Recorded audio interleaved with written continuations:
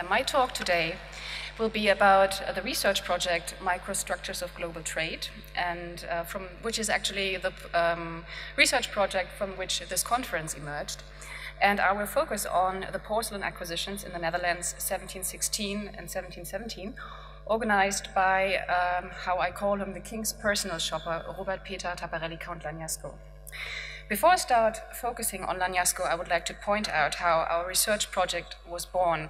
We are, of course, very interested in the provenance of Augustus' pieces, and a lot of research has already been done.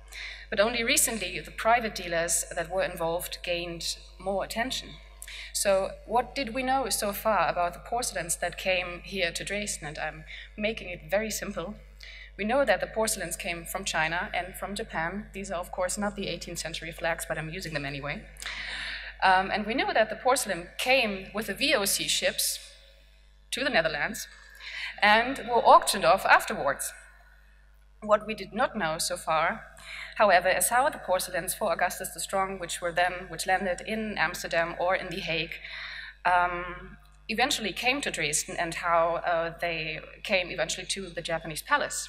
So which people were involved, what prices were paid, and how the pieces were selected, this was the aim to find out in this research project. So this is where the project Microstructures of Global Trade comes in, as this project focuses on the role of private dealers and their influence on the creation of the porcelain collection of Augustus the Strong. We are very fortunate here in Dresden to have a large body of sources, of original sources available. And the most important sources are, of course, the inventories, which Caroline and Cora introduced to you already. So they were conducted accumulated in 1721 to 1727. And they are kept today at the Porzellansammlung. Furthermore, there are 3 sets of letters kept in the Saxon State Archives, which offer insight into the circumstances of the porcelain acquisitions. Letters from Count Lagnasco, the answers he received from Augustus the Strong, as well as the writings of Lagnasco's Dutch correspondents, the wholesaler Egidius van den Bemden, and the retailers Madame and Monsieur Jean Martin. These messages, written in French, include information about the contemporary political circumstances in France, Denmark, and Sweden, but also inform the king of the East Asian goods available in the Netherlands, including acquisition lists and descriptions of the obtainable import goods. The letters also inform us that 2 lots of porcelains were bought, one between October 1716 and the other one between October 1716 and April 17, and the other one starting May 17 until April 18. And due to time reasons, I will only focus on the first lot and will go into detail with the acquisition process. Last but not least, the accounts of the Schatullenkasse form another source for the understanding of the king's acquisitions, as this was the office which meticulously chronicled Augustus' expenses from his personal account. So who was involved in the acquisitions between 1716 and 1717? There is, of course, Augustus the Strong, and I don't have to introduce him to you, who initiated the whole process. A recurring name in the records of the Schatullenkasse is that of Peter Robert Taparelli Count Lagnasco, who was an Italian nobleman in the service of the king. His quick career is assumed to be based in parts of his close relationship to Augustus. However, he also served in several diplomatic issues for the Saxon court. It is very likely that Lagnasco was well acquainted with the Netherlands and the art market in Amsterdam, and was consequently sent to the Netherlands to organize porcelain purchases on site. Once he arrived in The Hague, Lagnasco established contact with his Dutch correspondent in Amsterdam, Egidius van den Bemden. His letters to Lagnasco offer insight into the procedures of buying and shipping East Asian goods. Van den Bemden stemmed from a very well-known family of merchants, and he was also named as one of the directors of the Dutch East India Company in 1719, so a bit later. But before this, he was a bewindhebber, so a shareholder in a managing position, so quite high up in the hierarchy of the VOC. So considering this well-connected and influential trading background, it is not surprising that he was chosen as the contact person and organizer of porcelain acquisitions for Lagnasco. The fourth party consists of the Martin couple, a husband and wife who were professional Asiatica dealers in The Hague. The Martins are mentioned in Van den Bemden's and Lagnasco's letters several times, and there are also letters from themselves, where they are stated as the suppliers of several vases, and I will come to that a little bit later. And finally, one more person needs to be mentioned, and that is Georg Peter Steinhäuser, the king's chamberlain and administrator of, or treasurer and minister of Augustus' personal expenses. And he is always talked about, but never talked to, although he is an important link between the king and the merchants, as he was the one who submitted the invoices to the king and released the payments after, of course, Augustus approved them. So what can we learn from the letters, and how did the first purchase happen? At the beginning, it was, of course, very simple. Augustus the Strong assigned Lagnasco with a task, and in return, Lagnasco sent reports about his discoveries back to Dresden.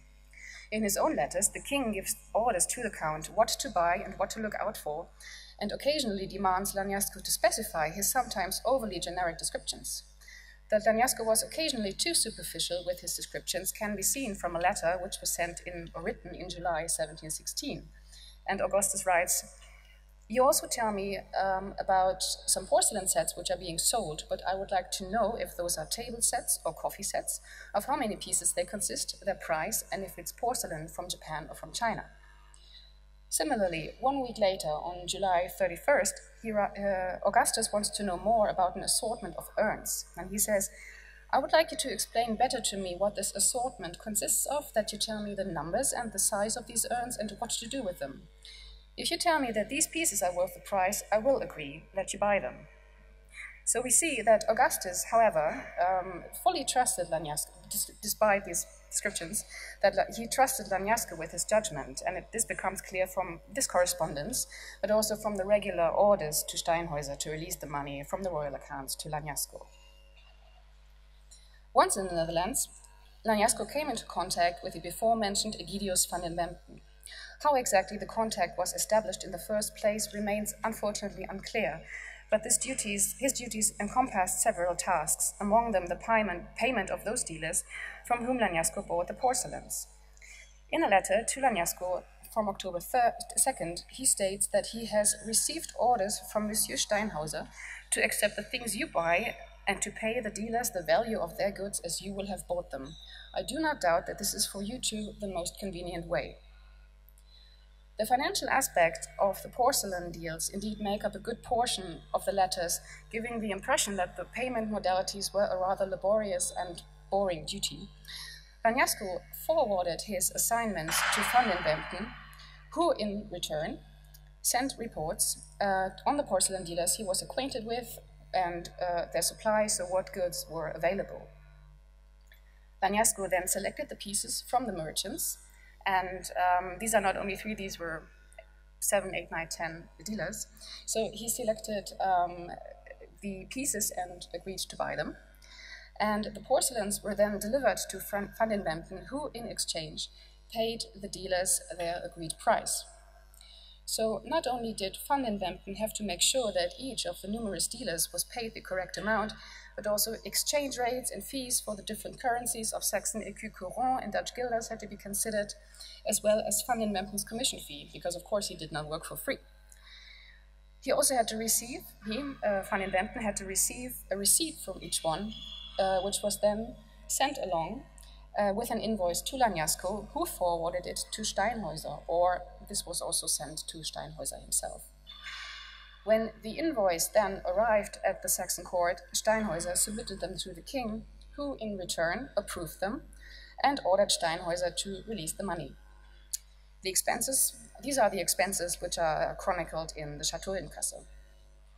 The money was then sent to Lagnasco, who forwarded it to Van den Bemden so he could be refunded. So, but we also know that the money was sent directly to Van den Bemden. This is also indicated in the letters.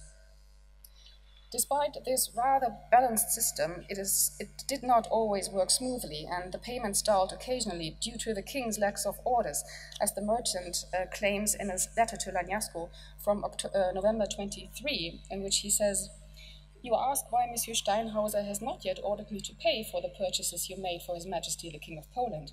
While I am willing to pay, Monsieur Steinhäuser told me that he cannot send money without an order of His Majesty." Considering the high demand for porcelain and the great competition among buyers to acquire the best objects, Lagnasco unfortunately had to pass on purchasing goods when loaning out money from himself was not possible, as he writes to the king, It is necessary that you have the kindness to give new orders concerning the money, as I am not in the position to thrust out money. I do not stop to buy some things here and there, but not extensively, and sometimes I am forced to pass on beautiful things because I cannot pay for them. A number of invoices usually sent along with Lagnasco's letters list in great detail which and how many items were bought, how much was paid to each dealer, and also suggest a use for the respective items. Two extensive accounts dated November 8, 1716, summarize all porcelain sets, garnitures, and ornamental pieces bought in Amsterdam. Both documents contain the same items, over 820 pieces of porcelains, lacquer cabinets, textiles, screens, and prints. And while one of these invoices is sorted by supplier, the other invoice lists the same items according to their intended use at the Saxon court. And this is one page of this invoice which was sorted by use. And the latter account, so this account includes 6 porcelain sets ranging from 12 to 40 covers in different colorings and decorations. The systematic approach to the scouting and acquisition of these sets can be seen by the numerous side notes that point out which items can be interchanged or serve a dual purpose. For example, we have here the premier service, the first set, with natural flowers in white and red for 12 to 14 covers, which includes 24 plates. And then it says, and which can also be used for the following set, which is the second set, of old porcelain in blue and gold with a bit of red for 15 to 16 covers. And it's very interesting that we find these notes not only for dishes or cups and saucers, but also for other tableware such as candle holders or also for vases. And they have recommendations how they could be used, if they could be put on a mantelpiece or in a gallery or something. But that's very interesting that a lot of thought went into gathering items that could be used in the most economical way. So most of the porcelains are unfortunately described in a rather superficial manner, but it seems that outstanding pieces received a more detailed and a description of both their height, decor, and purpose. Through a comparison of the acquisition lists and the entries in the historic royal inventories, it is in some cases possible to identify single pieces still extant today, although most of them unfortunately remain unidentified. The so-called birdcage vases, porcelain beaker vases with a wooden cage around the body and wooden models of birds inside these cages, are one example for identifiable objects, and these of course have been featured quite prominently here at the Porzellansammlung in the past months, because these were actually restored. One of them was restored in Japan and just came back. And the 1721 inventories name 20 of these vases, of which 9 are still kept in the Porzellansammlung today. The letters and invoices sent by Lagnasco indeed mention 2 groups of respectively 5 rouleaux à gage, one bought from the merchant Mr. Vlamen or Vlaming in Amsterdam for 1,509 guilders, and the other one delivered from Madame and Monsieur Jean Martin for a price of 1,500 guilders, so it would be 300 guilders for each vase. Another identifiable group of porcelain vases are 2 other garnitures, I quote, 2 other garnitures of 10 pieces, a little smaller, with monkeys on their lids, bought on November 13, 1717 for 5,000 guilders. The invoice does not provide a seller name, but the purchase was most likely managed with the help of the earlier mentioned Martin couple, because this is from the second lot that was bought. And we know that this was organized by the Martins. There's only one entry in the whole inventory, which Caroline and Cora introduced in this whole 1,000-page book, only one entry in which a group of vases of this kind is, with this kind of ornament is described. And it's named a set of 2 garnitures, including jars with short necks and round covers, each surmounted by an old monkey made of wood holding a baby monkey. Seeing that both of the numbers of items in the invoice as well in the inventory and the description of the decoration are identical, it is very likely that these are the items which were bought in 1717. 2 of these vases are still kept at the Porzellansammlung, unfortunately in a very bad condition, and actually these vases, the beaker vases, are the ones which were introduced to you by Caroline either. So she showed you the photograph from the Turmzimmer. So these are the corresponding jars which went with the beakers. I think it's N17. Great. After the successful purchase of porcelain, fabric, prints, and lacquer works, Van den Bemden took over the duty of organizing the packing and shipping of the royal acquisitions. Apparently, all business had been finalized as early as January 1717.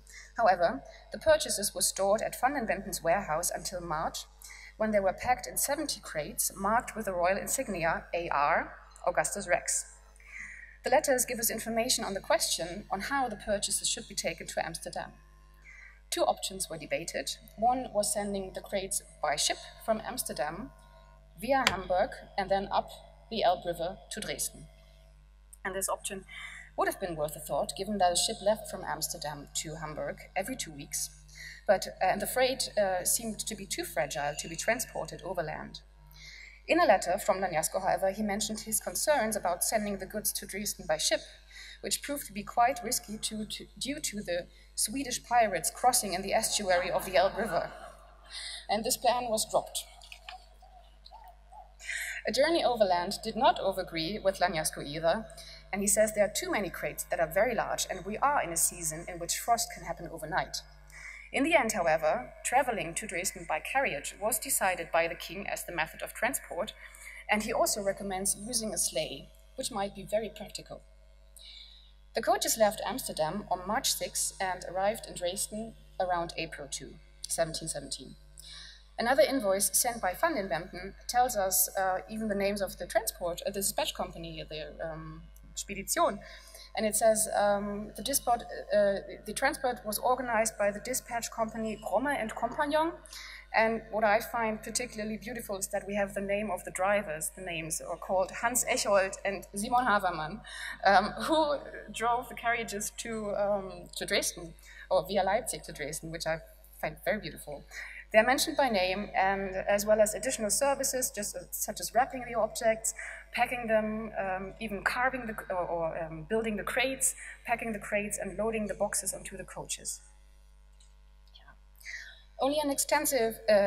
Only a fragment of the extensive letters by Augustus, Lagnasco, and Van den Bemden could be described in this paper, but even this limited portion can give us a very colorful picture of the long process of acquiring East Asian goods through private trade networks in the early 18th century.